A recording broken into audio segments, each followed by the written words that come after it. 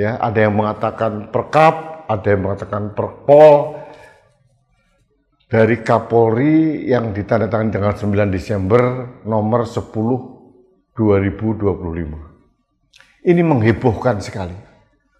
Pertanyaannya adalah mengapa Kapolri seberani itu pada saat beberapa waktu yang lalu putusan MK jelas terang benderang mengatakan bahwa anggota Polri aktif tidak diperbolehkan menduduki jabatan di luar struktur kepolisian kecuali yang bersangkutan mengundurkan diri. Ini loud and clear diputuskan oleh MK. Itu satu. Mengapa Kapolri begitu berani melawan dalam tanda kutip atau membangkang dalam tanda kutip putusan dari Mahkamah Konstitusi?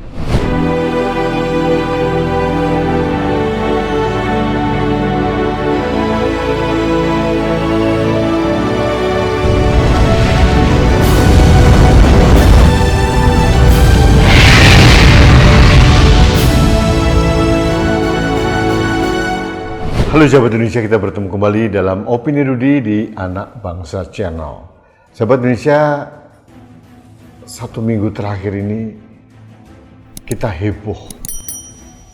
heboh karena ada keputusan Polri, keputusan Kepolisian Republik Indonesia atau Kepolisian Negara Republik Indonesia nomor 10 tahun 2025 yang ditandatangani oleh Kapolri tanggal 9 Desember 2025 yang isinya itu mengatur bahwa polisi aktif atau perwira aktif bisa ditempatkan di lembaga di luar struktur Polri. Ada 17 lembaga yang diperbolehkan.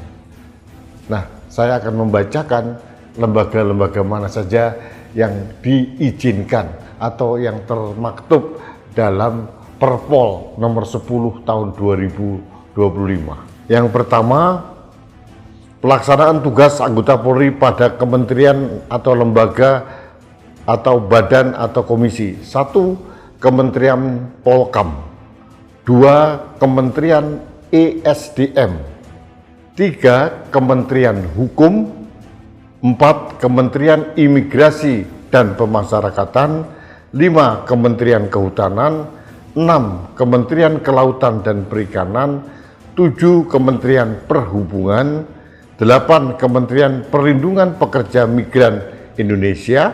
9. Kementerian Agraria dan Tata Ruang atau Badan Pertanahan Nasional. 10. Lembaga Ketahanan Nasional. 11. Otoritas Jasa Keuangan atau OJK. 12. Pusat Pelaporan dan Analisa Transaksi Keuangan. 13. Badan Narkotika Nasional atau BNN. 14. Badan Nasional Penanggulangan Terorisme atau BNPT. 15. Badan Intelijen Negara atau BIN. 16. Badan Siber Sandi Negara atau BSSN, dan yang terakhir Komisi Pemberantasan Korupsi. Nah, itu adalah 17 kementerian, lembaga atau komisi atau badan yang diizinkan dalam Perpol atau Kepol tersebut. Ya, ada yang mengatakan perkap, ada yang mengatakan perpol dari Kapolri yang ditandatangani tanggal 9 Desember nomor 10 2025. Ini menghebohkan sekali. Pertanyaannya adalah mengapa Kapolri seberani itu pada saat beberapa waktu yang lalu putusan MK jelas terang benderang mengatakan bahwa anggota Polri aktif tidak diperbolehkan menduduki jabatan di luar struktur kepolisian kecuali yang bersangkutan mengundurkan diri. Ini loud and clear diputuskan oleh MK. Itu satu. Mengapa Kapolri begitu berani melawan dalam tanda kutip atau membangkang dalam tanda kutip putusan dari Mahkamah Konstitusi. Yang kedua, saat ini Presiden Republik Indonesia sedang atau telah dan sedang membentuk yang namanya Komite Percepatan Reformasi Polri. Artinya Presiden menenggarai ada sesuatu di dalam Polri yang harus direformasi, dipercepat reformasi, dan sekarang komite ini atau komisi ini sedang bekerja. Mengapa di tengah pekerjaan dari Komisi Percepatan Reformasi Polri ini tiba-tiba Kapolri berani mengeluarkan itu? Padahal Kapolri adalah salah satu anggota dari Komisi Percepatan Reformasi Polri. Ini menjadi pertanyaan publik. Dan lebih menjadi pertanyaan publik adalah keputusan Polri ini atau Kepol atau Perpol atau Perkap ini itu seolah-olah diamini oleh beberapa anggota DPR. Meskipun secara pribadi belum ada kelembagaan DPR yang mengamini. Aneh bin ajaib. Profesor Mahfud MD sebagai pribadi, sebagai dosen, akademisi, dan ahli tata negara, dan beliau bukan dalam kapasitas sebagai anggota Komisi Percepatan Polri, sudah mengemukakan dengan jelas bahwa Perpol nomor 10 tahun 2025 ini melanggar konstitusi, melanggar aturan yang ada. Setidaknya ada 2, Undang-Undang Kepolisian dan Undang-Undang ASN. Itu jelas disampaikan Profesor Mahfud MD dengan berbagai argumentasi. Yang jauh lebih mengherankan lagi adalah tidak ada respon dari istana, baik dari Presiden Prabowo langsung maupun dari pembantu-pembantu beliau di istana.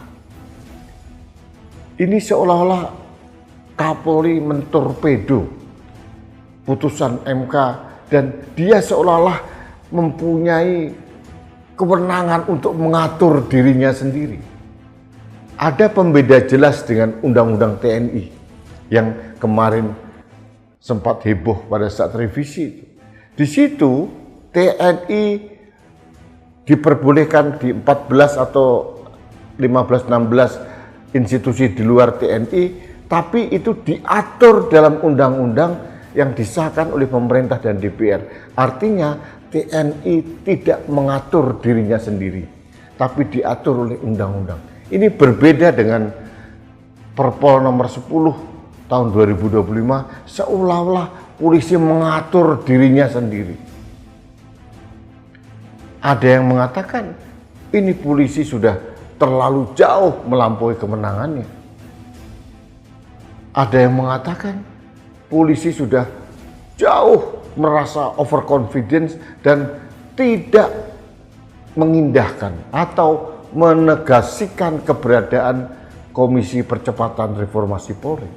Polri juga dianggap oleh beberapa ahli, terutama ahli tata negara, putusan Polri nomor 10 tahun 2025 ini seolah-olah menafikan putusan MK nomor 114 yang kemarin saja baru kita bahas dalam berbagai kesempatan.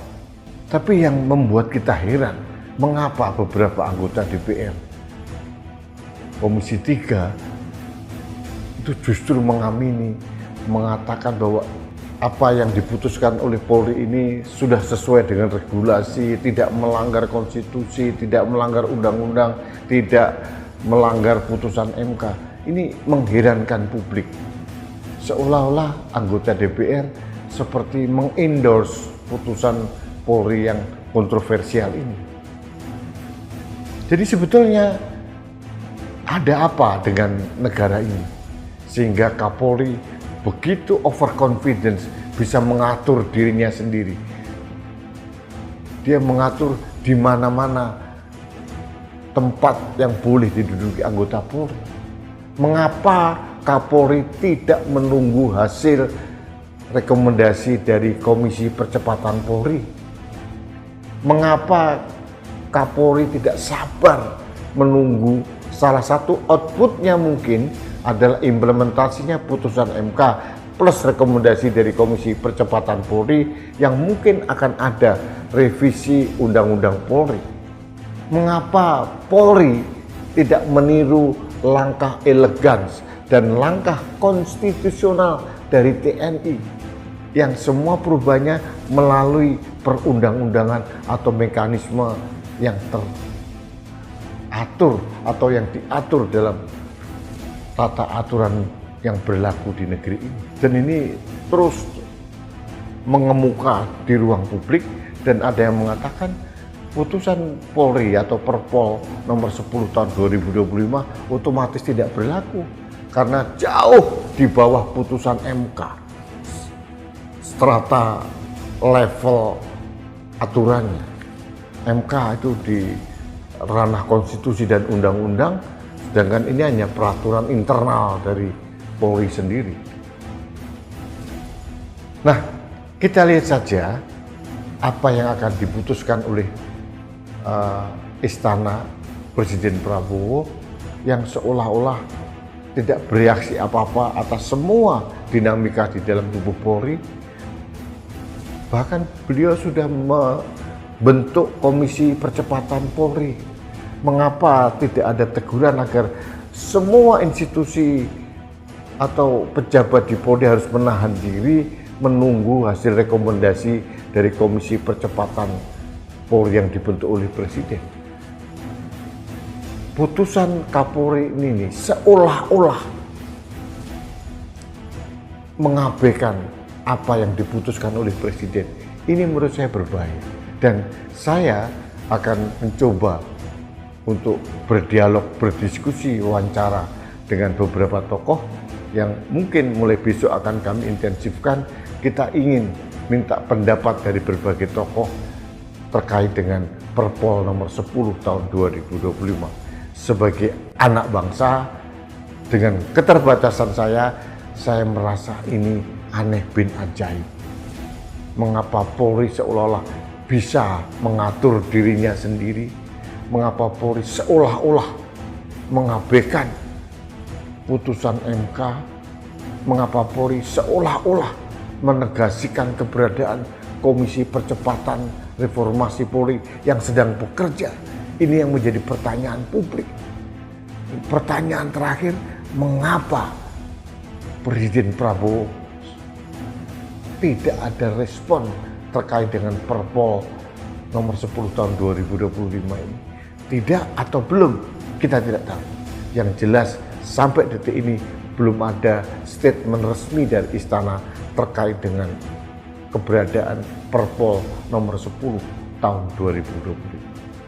Sahabat Indonesia, terus ikuti apa yang kami suarakan sebagai edukasi publik agar kita tetap waras sebagai bangsa, dan ini adalah upaya kami untuk menjaga Indonesia agar selalu baik-baik saja. Karena saya mempunyai komitmen bahwa negeri ini bukan milik kita. Negeri ini adalah pinjaman atau titipan anak cucu kita, dan kita harus mengembalikan negeri ini kepada pemiliknya, yaitu anak cucu kita, dalam kondisi yang baik-baik saja. Tidak rusak alamnya, tidak rusak. Sistem ketatanegaraannya tidak amburadul, sistem peraturannya tidak centang-perentang. Ini yang ingin kami suarakan, bukan untuk mendiskreditkan siapapun. Terima kasih sahabat Indonesia, kita bertemu kembali dalam Opini Rudy selanjutnya. Sampai jumpa.